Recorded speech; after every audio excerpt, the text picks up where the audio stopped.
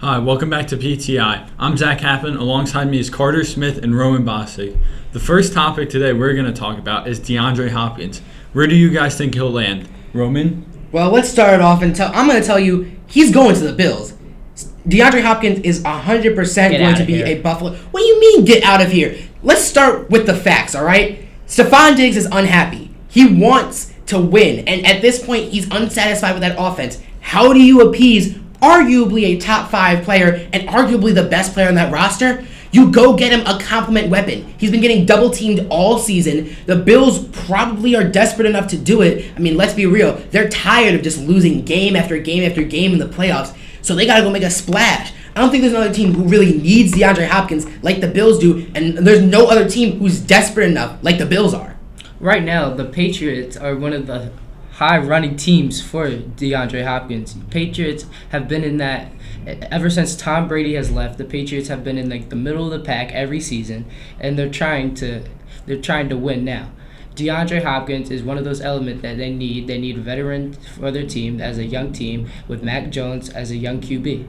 Look, I'm sorry, he just doesn't fit the system. DeAndre Hopkins is great. He's an amazing deep threat. But when your quarterback is Mac Jones and half of his game plan is 5-yard checkdowns, DeAndre Hopkins simply isn't the player you're going to need on that team. I don't see a reason why they signed him. Sure, he's a great player, still a good wide receiver, still can be top 10 if he puts his mind to it, but he doesn't fit the Patriots' game plan at all. Mac Jones was not a deep ball passer. He was actually one of the worst in the NFL. So adding DeAndre Hopkins might elevate that, but are you really going to push Mac Jones to become a deep ball passer when he's not very good at it in the first place? The reason they're throwing 5-yard checkdowns every play is because Mac Jones doesn't have any options out in there. Now that the Patriots will have Juju Smith-Schuster and DeAndre Hopkins, if they were able to sign him, he'll have weapons to actually throw deep. He has the weapons. He's got the talent. Tyquan Thornton, rookie, really fast, absolute speedster who's able to get deep into the field. He should have been that guy to be considered that deep threat along with Jacoby Myers. They had the options. The playbook is just mesh. They run short, in-breaking routes, and we saw that they're a run-first team, and they're not a team who's going to use a guy like DeAndre Hopkins. Well, with DeAndre Hopkins, that will open up the run game so they will have more options. Right now, the passing game is just not it because they have Jacoby Myers, which I would not want as my wide receiver 1 on my team. Well, they did lose Jacoby Myers. He went to the Raiders, which was an interesting signing to say the least. But on the topic of other signings, let's talk about Dalvin Cook because, truth be told, I think he's also going to go to the Bills. I'm telling you, the Bills are going all in. Dalvin Cook has already explicitly stated that he wants to go where DeAndre Hopkins goes.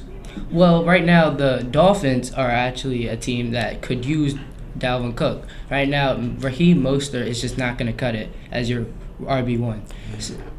While Raheem Mostert might be probably not the best starting running back you want to have on that team, do the Dolphins really need more? They're already going to be in a terrible situation cap-wise in just less than a few years. You have so much star power on that team already. Tua's going to need a contract. Waddle's going to need a contract. Hill, Ramsey. You have all those egos and all those attitudes. Adding Dalvin Cook does not help that.